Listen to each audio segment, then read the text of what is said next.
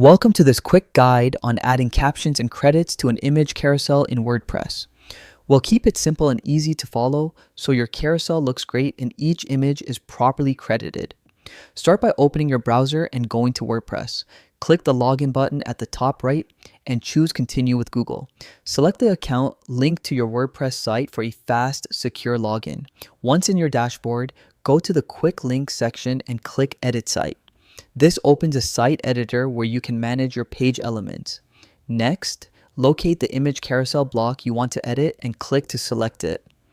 Look at the right-hand panel and open the block tab.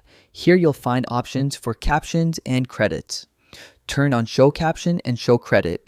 This enables each image in your carousel to display a caption and credit line, adding professionalism and properly acknowledging image sources. And that's it. You've now enhanced your WordPress image carousel with captions and credits, making your site look polished and visually engaging.